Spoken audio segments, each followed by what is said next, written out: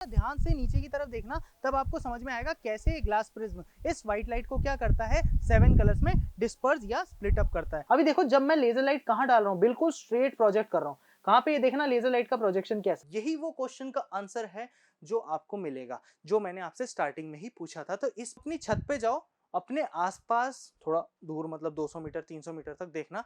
Hello students, welcome to Arise the Talent. कैसे हो आप सभी? आई होप सभी बहुत मजे में हो। फुल एनर्जेटिक मूड के साथ में स्वागत करता हूं मैं आप सभी का हमारे आज के बहुत ही इंपॉर्टेंट लेक्चर में।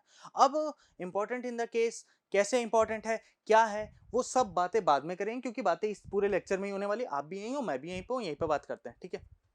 मैं अभी एक नॉर्मल सा क्वेश्चन पूछना चाहता हूँ।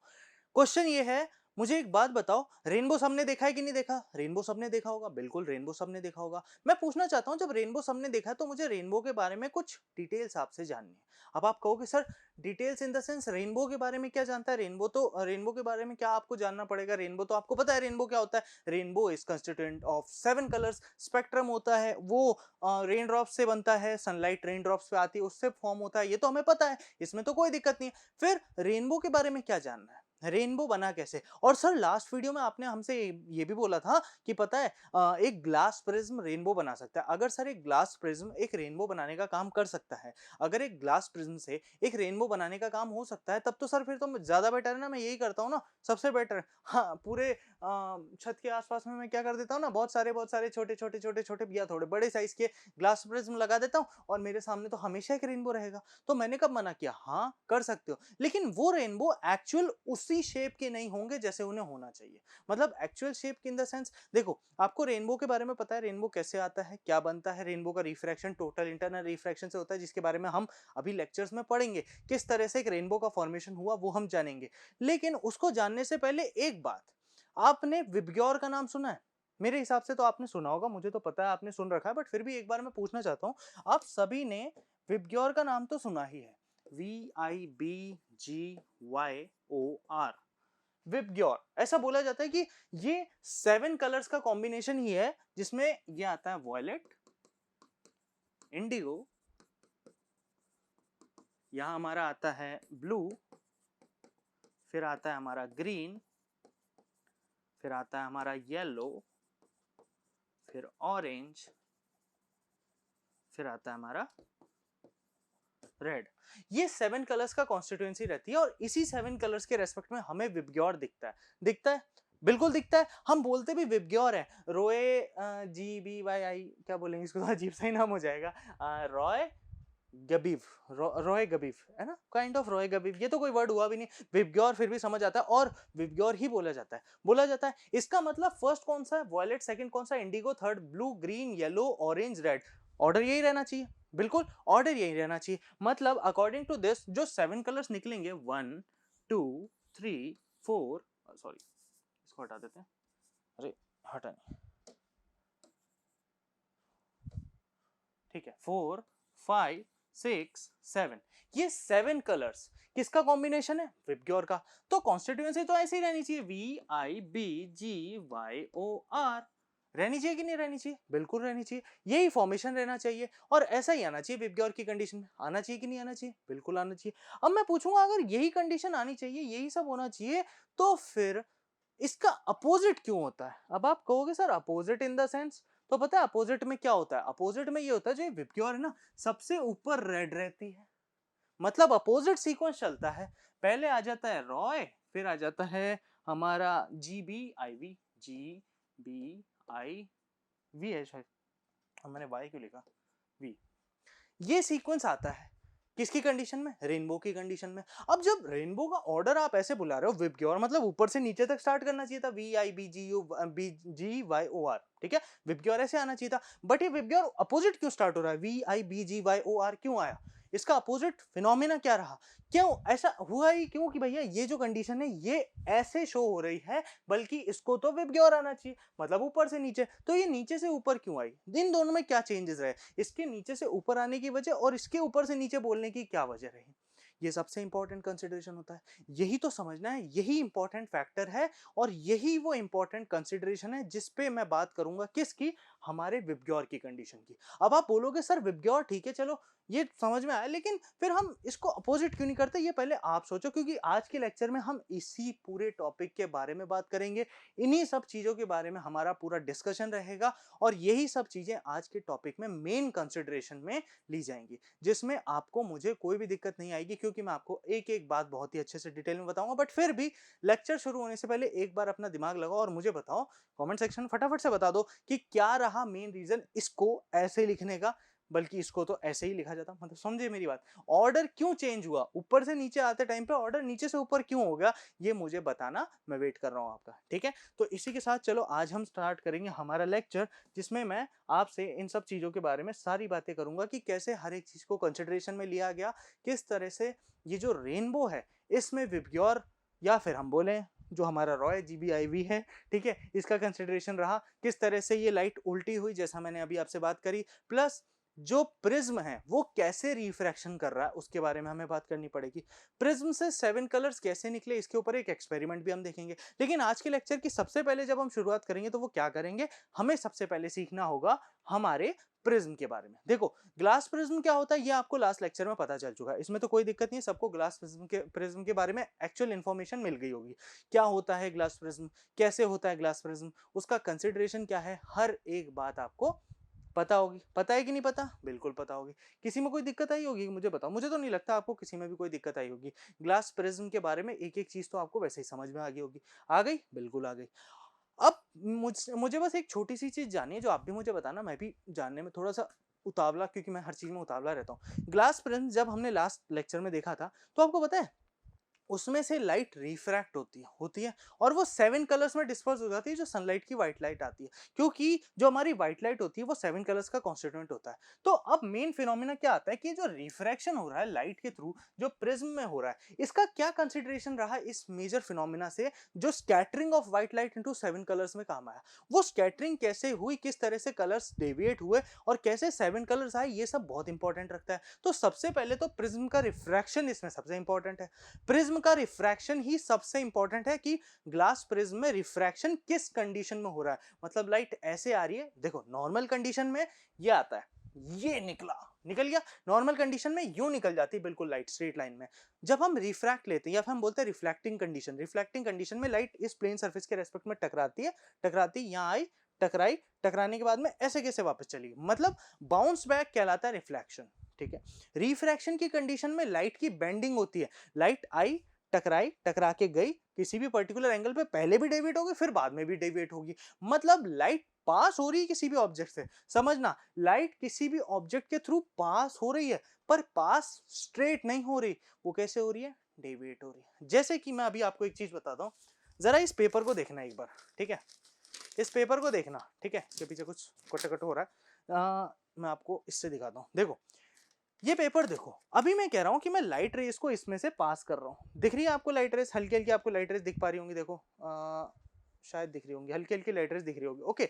अब लाइट रेस जब इस पेपर से पास होंगी, जब इस पेपर से लाइट रेस पास होंगी, लाइट रेस इस पेपर से आगे निकलेंगी, लाइट रेस की कंडीशन इस पेपर से पास हो रही है, तो ये बिल्कुल स्ट्रेट जा रहा है। कैसे जा रहा है, बिल्कुल स्ट्रेट डायरेक्शन, मतलब इसका प्रोजेक्शन जो है बिल्कुल एज इट इज, ये देखो यहां से बिल्कुल कैसे जाएगा, स्ट्रेट ही जाएगा। कंसिडरेशन में दिया जाए, जैसे देखो ना मेरे ऊपर आ रही है, तो मेरे ऊपर आके अभी मैं कोई रिफ्लेक्टिंग ऑब्जेक्ट नहीं हूं कि लाइट मुझसे टकरा के वापस जा रही है, कहीं पे दिखेगी नहीं, लेकिन इसकी जगह अगर मैं एक मिरर ले लेता हूं तो मिरर की कंडीशन में वो रिफ्लेक्ट होगी। चलो मिरर देख लेते हैं एक बार, मिरर की कंडीशन में, अच्छा ये आगे क्या, रुको, ये मिरर है हमारा, ठीक है, मिरर की कंडीशन में लाइट रिफ्रैक्ट हो रही है, देखना लाइट का रिफ्लेक्शन देखो, ये देखो अभी लाइट इस पे आ रही है, आपको दिखाई नहीं दे रही होगी, दिख रही है, मैं मिरर पे उसको प्रोजेक्ट कर रहा हूं, लेकिन वो लाइट किस तक पहुंच रही है, ये देखो ये लाइट आप तक पहुंचने का काम कर रही है कि नहीं कर रही।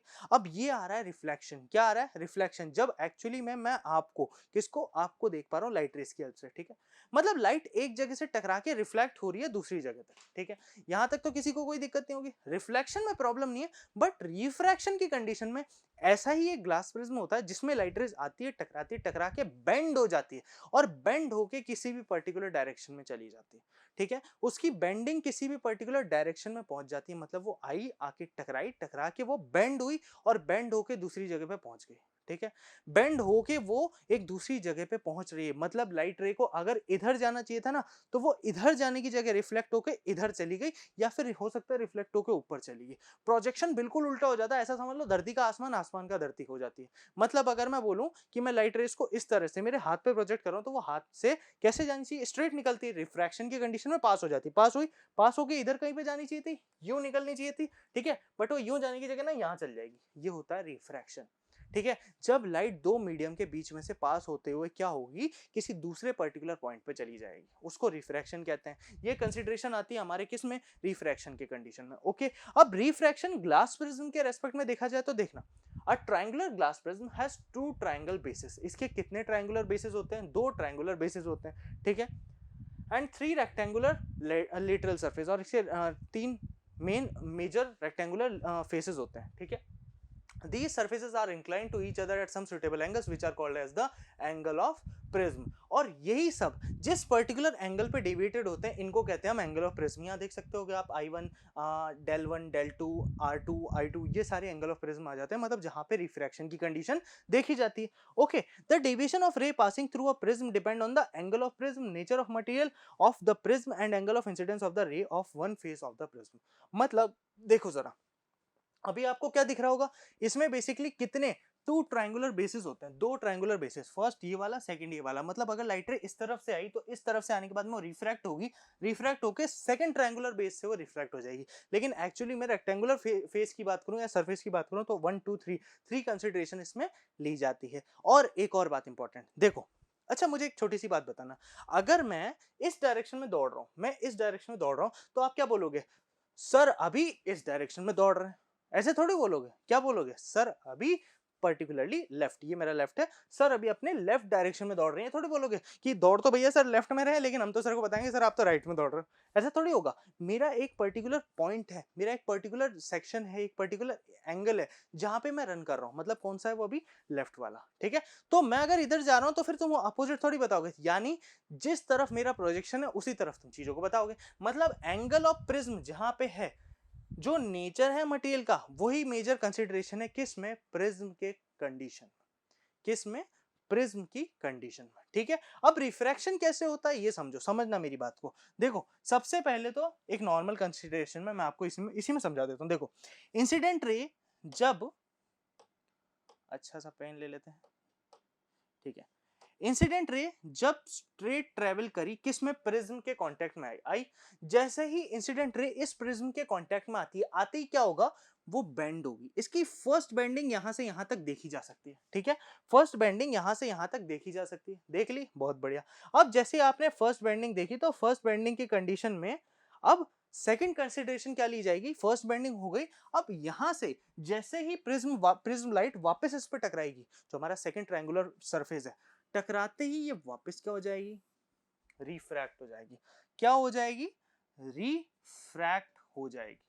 ठीक है, ये कहलाता है रिफ्रैक्शन। मतलब ग्लास प्रिज्म के कंडीशन में दो बार रिफ्रैक्शन हुआ। देखना वैसे तो इसको कैसा जाना चाहिए था, कुछ इस टाइप से, थोड़ा सीधा नहीं, यार थोड़ा सीधा कर देते हैं इसको, बिल्कुल एज इट इज इस डायरेक्शन में जाना चाहिए था। इसका जो नॉर्मल पासिंग होनी चाहिए थी वो ऐसी होनी चाहिए थी, लेकिन इसने फर्स्ट रिफ्रैक्शन इसी पॉइंट पे कर लिया, जिसको हमने नाम दिया del 1। जो फर्स्ट रिफ्रैक्शन ग्लास प्रिज्म के पहले कंसिडरेशन में लिया गया, ग्लास के कांटेक्ट में आते ही वो del 1 रहा, बिल्कुल रहा। अब जब वो AC इस पर्टिकुलर AC सरफेस के रेस्पेक्ट में टकराया, बाहर आते टाइम पे ग्लास से वापस, देखो ये कौन सा मीडियम है, हमारा ग्लास प्रिज्म है, और इधर भी एयर है, इधर भी एयर है, दोनों साइड क्या है, एयर ही एयर है। अब वापस वो एयर के कांटेक्ट में आया, तो एयर के कांटेक्ट में आते ही वापस क्या हो जाएगा, रिफ्रैक्शन।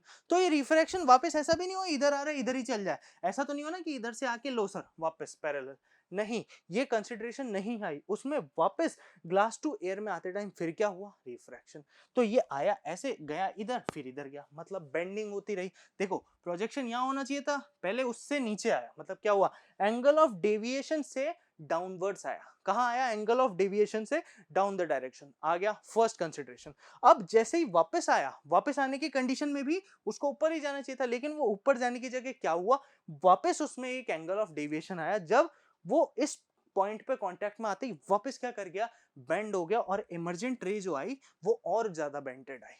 ठीक है, ये बात यहां तक समझ में आ गई। और जरा ध्यान से देखना, अगर हम इसका कार्टेशियन कोऑर्डिनेट देखते हैं तो आप देख सकते हो m2 del2 वाले पॉइंट पे, इस वाले पॉइंट पे, और यहाँ पे जो हमने नॉर्मल पॉइंट कंसीडर किया है, ठीक है, जो प्रिज्म का सेंट्रोइड भी, मतलब सेंट्रोइड वाला पोर्शन भी बोल सकते हो, दोनों वाले कंसीडरेशन भी बोल सकते हो, ये पूरा का पूरा एक रेक्टेंगुलर, देखना इधर, ये पूरा सरफेस एक रेक्टेंगुलर कंसीडरेशन रखता है। ठीक है, कौन सी कंसीडरेशन रखता है, रेक्टेंगुलर कंसीडरेशन रखता है। अब ग्लास प्रिज्म ने रिफ्रैक्शन कैसे किया ये तो आपको समझ आ गया होगा, इसमें तो किसी को भी कोई दिक्कत नहीं होगी। रिफ्रैक्शन का फिनोमेना कैसे रहा, रिफ्रैक्शन की कंडीशन कैसे है, कैसे एयर टू ग्लास में रिफ्रैक्शन में लाइट बेंड हुई, वापस ग्लास से एयर में बेंडिंग हुई, ये तो आपको समझ में आ गया होगा। चलो अब इस पे एक बढ़िया सा एक्सपेरिमेंट देखते हैं और देखते हैं कि कैसे रिफ्रैक्शन हो रहा है जब मैं लाइट को ग्लास प्रिज्म के रेस्पेक्ट में नीचे रखूंगा और ऊपर रखूंगा। दोनों की कंडीशन देखेंगे हम, नीचे वाली भी देखेंगे और इसको ऊपर करके भी देखेंगे। चलो आ जाओ। अभी देखो रिफ्रैक्शन के केस में मैं एक प्रिज्म भी आपके साथ ले आऊं जो रिफ्रैक्शन का एक बहुत बड़ा एग्जांपल है। ये देखो, ये ट्रायंगुलर शेप का क्या होता है, प्रिज्म होता है, जिसके थ्रू में अगर हम लाइट को पास करेंगे तो इसका एंगल चेंज हो जाना चाहिए, क्योंकि ग्लास और एयर के बीच में एक अलग ही कॉन्सेप्ट चलता है जिसको बुलाते हैं रिफ्रैक्शन। तो चलो लेजर लाइट डाल के देखते हैं। अभी देखो, जब मैं लेजर लाइट कहाँ डाल रहा हूँ, बिल्कुल स्ट्रेट प्रोजेक्ट कर रहा हूँ। कहाँ पे, ये देखना लेजर लाइट का प्रोजेक्शन कैसा है। मैं लेजर लाइट एग्जैक्टली यहाँ पे, जहां पे मैंने अपना हाथ कर रखा है, उस जगह पे लेजर लाइट को प्रोजेक्ट किया है। बट रिफ्रैक्शन देखो, रिफ्रैक्शन कितना आगे हो रहा है, लाइट को तो बिल्कुल नीचे चले जाना चाहिए था, लेकिन लाइट बेंड होके कहां जा रही है, आगे की तरफ जा रही है, जो बताता है क्लियर कॉज ऑफ रिफ्रैक्शन। हाँ तो बच्चों समझ आया कैसे रहा रिफ्रैक्शन, किस तरह से लाइट बेंड हुई थ्रू हमारे ग्लास प्रिज्म के, ये तो आपको समझ में आ गया होगा, इसमें तो किसी को भी कोई दिक्कत नहीं आनी चाहिए। यहाँ तक तो सबको कंसिडरेशन आ गया होगा कि किस तरह से लाइट की बेंडिंग हो रही है, किस तरह से लाइट बेंड हो रही है, ये मैंने आपको बता दिया। ओके चलो बहुत बढ़िया, ये तो आप समझ गए।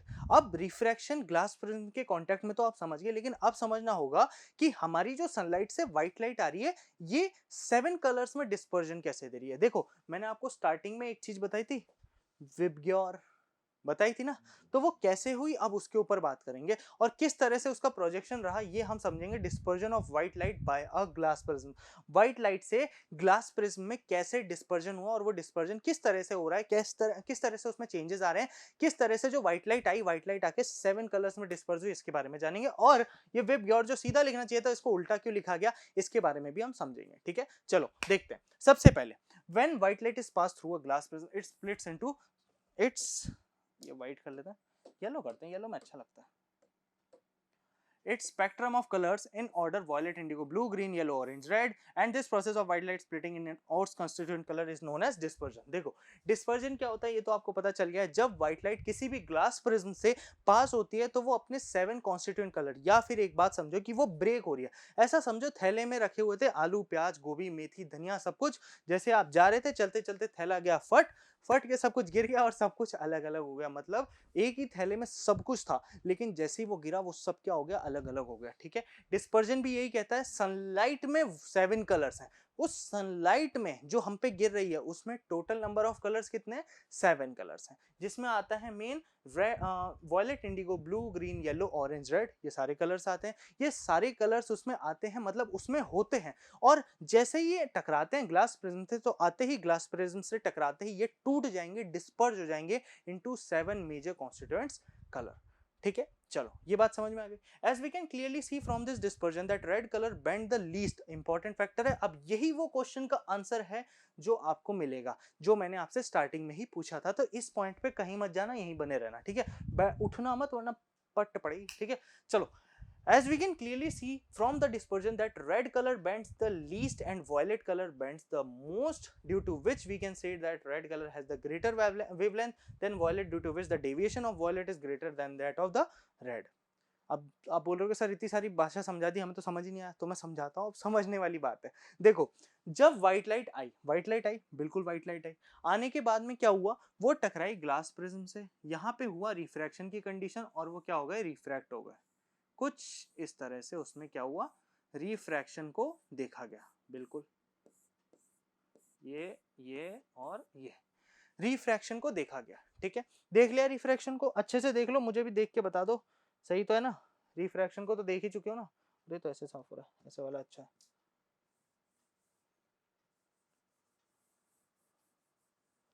हाँ अब सही है। रिफ्रैक्शन की कंडीशन को तो देख लिया तुमने, रिफ्रैक्शन कैसे हुआ।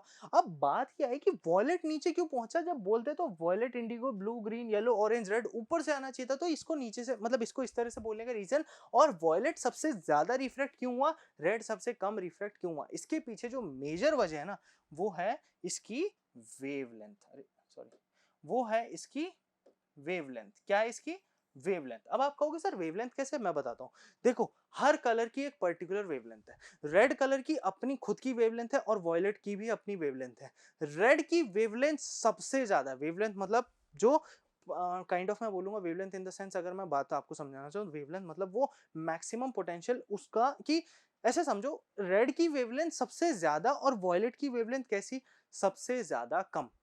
रेड की वेवलेंथ या पासिंग टेंडेंसी सबसे ज्यादा, तो वो डिफ्रैक्ट या फिर रिफ्रैक्ट सबसे कम हो रही है वेवलेंथ ज्यादा होने की वजह से। समझना, वेवलेंथ ज्यादा तो रिफ्रैक्शन कम। अब ये जिसको समझ में आ गया ना उसका काम हो जाएगा। मतलब समझे कि अगर वेवलेंथ ज्यादा, यानी रेड की वेवलेंथ क्या है, ज्यादा, ठीक है। रेड की वेवलेंथ जितनी ज्यादा बढ़ेगी रिफ्रैक्शन उतना ज्यादा कम होगा, यानी रेड सबसे कम क्या होगा, रिफ्रैक्ट होगा। वहीं मैं वॉयलेट की बात करूं, वॉयलेट की वेवलेंथ, हमारे वॉयलेट की वेवलेंथ सबसे ज्यादा कम, तो उसका रिफ्रैक्शन सबसे ज्यादा। वॉयलेट की वेवलेंथ सबसे कम तो उसका रिफ्रैक्शन सबसे ज्यादा। रेड की वेवलेंथ सबसे ज्यादा, उसका रिफ्रैक्शन सबसे। बात समझ में आ गई। क्या रहा दोनों कंसिडरेशन में, कैसे दोनों की बात कही गई, क्या दोनों में कंसिडरेशन रहा और किस तरह से दोनों वेल डिफाइन रहे, यहां तक किसी को भी कोई दिक्कत, कैसे वेवलेंथ और रिफ्रैक्शन का फॉर्मुलेशन रहा और किस तरह से रेड, अब ये सिर्फ रेड के लिए नहीं, ये सबके लिए। देखो रेड से थोड़ी सी कम वेवलेंथ होगी ऑरेंज की, तो उसका रिफ्रैक्शन थोड़ा सा ज्यादा हो गया, इसलिए वो नीचे आ गया। येलो की बात करूं, येलो में भी सेम कंसिडरेशन, येलो का रेड और ऑरेंज के कंपैरिजन में और थोड़ा सा कम वेवलेंथ, जिसकी वजह से इसका रिफ्रैक्शन थोड़ा सा और ज्यादा हो गया। वॉयलेट का तो सबसे ज्यादा कम, जिसकी वजह से वॉयलेट तो कहा मैं तो नीचे ही जा रहा हूं, मेरे को ऊपर आने की जरूरत ही नहीं है, मैं तो नीचे ही बैठूंगा। ये रहा किसकी कंसिडरेशन में, वॉयलेट की कंडीशन में। वॉयलेट की कंडीशन में किस तरह से रिफ्रैक्शन सबसे ज्यादा रहा, ये रहा इस फैक्टर पे जो है वेवलेंथ और रिफ्रैक्शन वाला फैक्टर। इसको समझ जाओ तो ये कहानी आपके लिए कुछ भी नहीं। ठीक है, ये बात सबको समझ में आ गई। यहां तक किसी को कोई दिक्कत मेरे हिसाब से तो नहीं होनी चाहिए, और होनी भी नहीं चाहिए, हुई तो फिर पिटाई खाओगे। ठीक है, चलो ये आप समझ गए। अब समझना, अब एक इंपॉर्टेंट कंसिडरेशन में आपसे बात करता हूं। इससे पहले हम कंपोजिशन ऑफ व्हाइट लाइट देखें, क्यों ना, चलो आ जाओ मेरे साथ डिस्पर्जन देख के आते हैं, मतलब प्रिज्म से कैसे 7 कलर्स डिस्पर्स हुए, ये भी तो देखना पड़ेगा ना, काफी इंपॉर्टेंट फैक्टर है। तो चलो आओ, दौड़ लगाओ, आ जाओ आ जाओ आ जाओ आ जाओ। रिफ्रैक्शन की कंडीशन में ग्लास प्रिज्म का नाम तो सुना ही होगा। अब ये है वो प्रिज्म जिसके बारे में सब बात करते रहते हैं, बड़ा ही सुंदर सा दिखने वाला स्ट्रक्चर है, बट ये किस तरह से सनलाइट की व्हाइट लाइट को 7 कलर्स में डिस्पर्स करता है और किस तरह से रिफ्रैक्शन इसके अंदर होता है टोटल इंटरनल रिफ्लेक्शन की वजह से, कैसे आपको 7 कलर्स का बैंडविड्थ और आपका विबग्योर यानी आपका रेनबो दिखता है, ये मैं आपको दिखाने वाला हूं। तो चलो आओ मेरे साथ देखते हैं कि किस तरह से ये ग्लास प्रिज्म हमारे रेनबो का कारण बना, या कैसे इससे भी आप रेनबो की कंडीशन को देख सकते हो। चलो आ जाओ। अभी रिफ्रैक्शन की कंडीशन में क्या होता है, सनलाइट जो है वो 7 कलर्स में डिस्पर्स हो जाती है, जिसको कहा जाता है splitting up of white light. अब ये व्हाइट लाइट जो हमारी सनलाइट है ना, उसमें 7 कलर्स होते हैं। वैसे ये कभी देखे नहीं गए, क्योंकि एक साथ ही अभी सनलाइट जो मेरे ऊपर गिर रही है वो आपको कैसी दिख रही होगी, व्हाइट इन कलर, बट मैं इनको 7 कलर्स में स्प्लिट करके दिखाऊंगा। किसकी हेल्प से, इस ग्लास प्रिज्म की हेल्प से। अब जरा ध्यान से नीचे की तरफ देखना, तब आपको समझ में आएगा कैसे ग्लास प्रिज्म इस व्हाइट लाइट को क्या करता है, 7 कलर्स में डिस्पर्स या स्प्लिट अप करता है। देखो ध्यान से।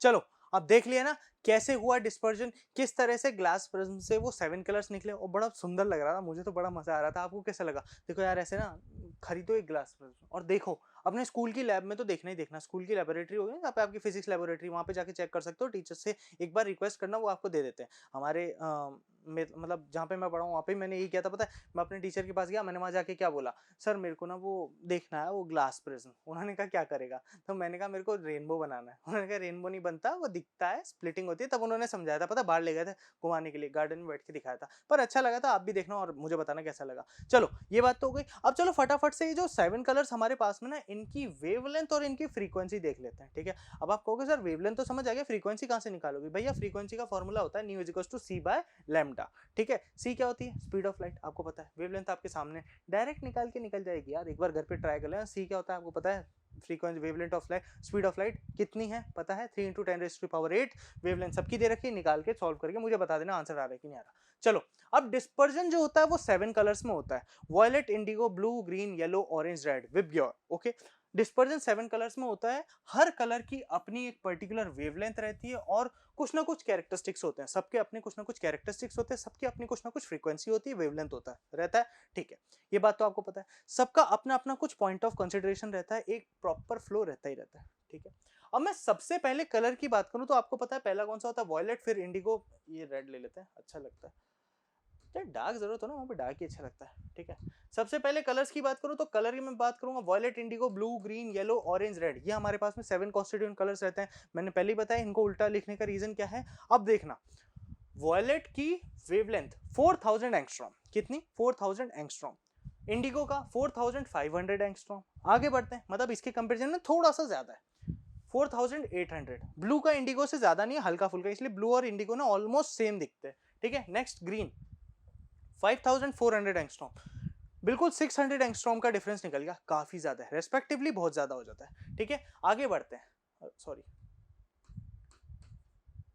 चलो, येलो 5800, 400 एंगस्ट्रॉम ज्यादा है। ऑरेंज 6000, सिर्फ 200, मतलब येलो और ऑरेंज आइडेंटिकल रहते हैं, मतलब जब आपने देखा ना कलर्स तो आपको आइडेंटिकल ही लग रहे होंगे, ज्यादा फ्रीक्वेंसी चेंज नहीं है, वेवलेंथ चेंज नहीं है। रेड 7900 एंगस्ट्रॉम, 6000 के बाद में सीधे 1900 एंगस्ट्रॉम दूर गया। अब पता है इससे ना एक चीज और समझ में आती है, बताऊं क्या? देखना, इसको पहले हटा देते हैं फिर आपको अच्छे से समझ आएगा। ये हट गया। एक चीज देखना, ये रेड कलर्स हैं, देखो ये इस पूरे स्पेक्ट्रम में इसी में समझा देता हूं आपको। ये देखो, ये हमारा रेड कलर मैंने पिक किया, ये मैंने यहाँ पे लिया रेड, ले लिया। आपको रेड दिख रहा है कि नहीं दिख रहा? बिल्कुल दिख रहा होगा, चलो बहुत बढ़िया। अब इनमें से कोई सा भी एक कलर ले लेते हैं, कम फ्रीक्वेंसी वाला लेते हैं, येलो ले लेते हैं, चलो येलो लेते हैं, ये रहा येलो, ठीक है, बिल्कुल ब्राइटेस्ट येलो मैंने लिया। जरा देखना और बताना मुझे, देख के स्क्रीन पे ही बताओ, मोबाइल पे ही बताओ क्या ये दिख रहा है। चलो येलो में खुश नहीं हुआ, ब्लू पे आ जाओ, ये रहा ब्लू, हटो, ब्लू। और थोड़ा ऊपर जाए, वॉयलेट की कंडीशन भी देख लेते हैं। थोड़ा वॉयलेट कुछ इस टाइप से ही दिखता है यार, हल्का हल्का पर्पलिश ही रहता है। अब बताओ, देखो ये तो थोड़ा सा स्क्रीन का भी डिफरेंस है, अगर वॉयलेट को ना भी लो, आप इन 3 कलर्स को लो। अब तीनों कलर्स में एक बार ध्यान से देखो, रेड सबसे ज्यादा विजिबल है, येलो उससे कम विजिबल है, ब्लू उससे भी कम विजिबल है। अब मुझे ये बताओ, आपने कभी एम्बुलेंस वगैरह के सिंबल देखे हैं? एम्बुलेंस या कोई भी डेंजर सिग्नल अगर आपने कभी भी नोटिस किया होगा अपने आसपास में, तो आपने एक चीज नोटिस करी होगी, जब भी एम्बुलेंस होता है या फिर कोई डेंजर सिंबल होता है या खतरा खतरा खतरा वाला सिंबल होता है या कुछ भी होता है, ठीक है, एम्बुलेंस लिखा रहता है ना, वैन के ऊपर एम्बुलेंस होता है, फायर ब्रिगेड होता है, कुछ भी कहीं पे भी लिखा हुआ है जो डेंजर या फिर किसी पॉइंट को इंडिकेट करने के लिए कलर लिया जाता है, वो हमेशा रेड में ही क्यों लिया जाता है पता है? क्योंकि उसकी वेवलेंथ सबसे ज्यादा है, मतलब काफी दूर से भी दिखने वाला कोई कलर है ना तो वो रेड है। आप अपनी छत पे जाओ, अपने आसपास थोड़ा दूर, मतलब 200 मीटर 300 मीटर तक देखना, ज्यादातर जो दूर वाली चीजें आपको दिखाई दे रही होंगी ना, वो रेड कलर्स या फिर हो सकता है थोड़ा डार्क कलर्स की होंगी। येलो, ब्लू, वॉयलेट, ये सब आपको विजिबल ही नहीं होगा, इसलिए तो ये सब कलर्स दूर लगाए नहीं जाते। मतलब सोचो, अभी कोई शॉप ओनर है, शॉप ओनर मतलब मान लो तो अभी हम अज्यूम करते हैं, लेट्स अज्यूम जिम ओनर, ठीक है। एक जिम ओनर है, एक जिम ओनर ने क्या किया, अपनी शॉप का नाम डाला, ठीक है, उन्होंने अपनी शॉप का नाम डाला, शॉप काफी दूर है, काफी दूर है, शॉप काफी दूर है। अब उन्होंने शॉप का नेम दे दिया, शॉप की नेमिंग कर दी, और शॉप की नेमिंग करने के बाद में शॉप काफी डिस्टेंस पे है। लोग आए, आते आते बुर बुर, कहाँ है भैया जिम, इसमें जाना था, इसका नाम हम नाम रख देते हैं जिम का संतोष जिम संतोष, चलो कोई बात नहीं, हम रखते हैं बॉडी बॉडी बॉडी जिम, ठीक है। Body gym body gym body gym body gym, ऐसे करते करते आदमी निकल ही जाएगा, उसको दिखेगा नहीं अगर उसने रेड कलर का फ्लायर नहीं लगा रखा होगा, उसने बड़ा सा पोस्टर या कोई पैम्पलेट नहीं लगा रखा होगा कि दूर से दिख जाए। मान लो अगर यहाँ पे जिम है कुछ 200 मीटर की दूरी पे, उसने येलो कलर का लगवा दी ना गलती से, तो पता है उसको सिर्फ वो येलोइश येलोइश बिल्कुल ऐसा डल सा दिखेगा, उसको दिख ही नहीं पाएगा इसने लिखा क्या है, और वो दूर से ही निकल जाएगा। लेकिन वो अगर उसको रेड का कर लेता तो वेवलेंथ ज्यादा होने की वजह से सबसे ज्यादा विजिबल उनको ये चीज होती है। ठीक है, ये बात समझ में आ गई, बहुत बढ़िया। चलो फ्रीक्वेंसी की बात कर लेते हैं। फ्रीक्वेंसी आपको पता है, फ्रीक्वेंसी सबकी ऑर्डरली रेटेड है, बट याद रखना फ्रीक्वेंसी सबसे कम रहती है रेड की और सबसे ज्यादा रहती है वॉयलेट की। क्यों? क्योंकि हमने इनवर्सली प्रोपोर्शनल लिया है किसके वेवलेंथ के, मतलब जिसकी वेवलेंथ ज्यादा उसकी फ्रीक्वेंसी कम, जिसकी वेवलेंथ कम उसकी फ्रीक्वेंसी ज्यादा। ये बात समझ में आई? इस पॉइंट में तो किसी को भी कोई दिक्कत नहीं होनी चाहिए। यहां तक आपको सब समझ में आ गया? बहुत बढ़िया, सब बहुत अच्छे बच्चे हो, सब बहुत समझदार बच्चे हो। चलो इतने में तो किसी को कोई दिक्कत नहीं आई, बहुत बढ़िया। अब हम एक इंपॉर्टेंट पॉइंट ऑफ कंसिडरेशन देखेंगे जिसमें हम समझेंगे मोनोक्रोमेटिक और पॉलीक्रोमेटिक लाइट्स के बारे में। ठीक है, चलो देखते हैं। सबसे पहले monochromatic light consisting of single wavelength is called monochromatic light. Example sodium lamp. मतलब इसमें सिर्फ एक टाइप का वेवलेंथ होता है। कितने टाइप का वेवलेंथ होता है? सिर्फ एक टाइप का वेवलेंथ होता है, तो इसको बोला जाता है मोनोक्रोमेटिक लाइट। जब लाइट में सिर्फ एक पर्टिकुलर टाइप का वेवलेंथ होता है तो इसको बोला जाता है मोनोक्रोमेटिक लाइट। ओके, और जब हमारी लाइट में मोर देन वन या मल्टीपल टाइप ऑफ वेवलेंथ होते हैं तो हम उसको बोला जाता है उसमें जिसमें एक से ज्यादा वेवलेंथ या एक से ज्यादा लाइट का कॉन्स्टिट्यूएंसी रहे। एक से ज्यादा लाइट किसी में रही या एक से ज्यादा वेवलेंथ मल्टीपल कंबाइन हो जाती है तो हम उसको क्या बुलाएंगे? पॉलीक्रोमैटिक। क्या बुलाएंगे? पॉलीक्रोमैटिक। जिसमें आता है सनलाइट, मर्क्यूरी लैंप। ठीक है, मर्क्यूरी लैंप और सनलाइट इसमें क्या रहता है? मल्टीपल। देखो आप सनलाइट के सबसे बेस्ट एग्जांपल है, मर्क्यूरी लैंप पे मत जाओ क्योंकि आपको मिलने नहीं वाला। वैसे मर्क्यूरी गैस में होता है तो ये इजीली विजिबल होता है। सनलाइट का एग्जांपल देख लो, छत पे जाना, छत पे जाना। अच्छा हाँ, एक पता है, एक बेसिक देसी जुगाड़ है। ठीक है, आपके घर में डीवीडी रखी होगी। अब आप कहोगे सर डीवीडी की क्या जरूरत पड़ेगी? डीवीडी उठाओ, डीवीडी के पीछे का जो सिल्वर सरफेस होता है ना, इसको सनलाइट में ले जाओ और फिर देखो एक बार जादू। क्या आपको 7 कलर्स का डिस्पर्जन दिख रहा है कि नहीं दिख रहा? अब आप कहोगे सर कैसे दिख रहा है? देख के आओ फिर मुझे बताओ। प्रिज्म का मैंने किया, सीडी डीवीडी का आप करो। डीवीडी लेना, जो रिफ्लेक्टिंग सरफेस होता है ना, इसको सनलाइट के रेस्पेक्ट में ऐसे ऐसे थोड़ा बहुत शेक करके देखना, मतलब हल्का फुल्का इसका बैंड वगैरह करके देखना। आपको पता है सामने 7 कलर्स दिख जाएंगे। पता है क्यों? क्योंकि वहां भी 7 कलर्स का डिस्पर्जन होता है। वो भी एक प्रिज्म की तरह एक्ट करता है, बट प्रॉपर प्रिज्म तो नहीं कहूंगा, लेकिन हाँ रिफ्रैक्शन उसकी कंडीशन में भी रहता है और आपको वो दिख जाएगा। ठीक है, तो यहां तक तो सबको बात समझ में आ गई। यहां तक तो किसी को भी कोई दिक्कत नहीं होनी चाहिए। यहां तक तो हर एक बात आपको अच्छे से समझ में आ गई होगी। ओके, इसमें किसी को भी कोई दिक्कत नहीं होगी, बहुत बढ़िया।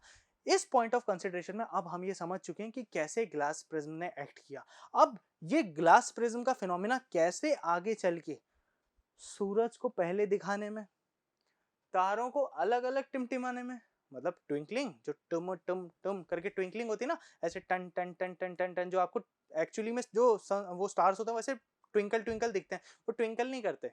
पहले बता रहा हूँ, वो ट्विंकल नहीं करते। वो भी ये फिनोमेना है रिफ्रैक्शन का। किस तरह से सनलाइट का विजिबिलिटी रहेगी, मतलब किस तरह से सन दिखेगा आपको पहले 5 मिनट पहले। अब आप कहोगे सर 5 मिनट पहले दिखता है? मैं कहूंगा यार ये तो कल ही पता चलेगा या नेक्स्ट लेक्चर में ही पता चलेगा। तो नेक्स्ट लेक्चर में इसी सब चीजों को जानने के लिए आपको मेरे साथ रहना पड़ेगा और रहोगे, समझे? तो मिलता हूं मैं आपसे बहुत जल्दी नए वीडियो में, नए लेक्चर में, नए कॉन्सेप्ट के साथ, नए एक्सपेरिमेंट के साथ। तब तक के लिए ध्यान रखना अपना, बट आना जरूर, नहीं तो पिटाई हो जाएगी। समझिए मेरी बात? चलो बहुत बढ़िया। With that note, goodbye, take care, see या।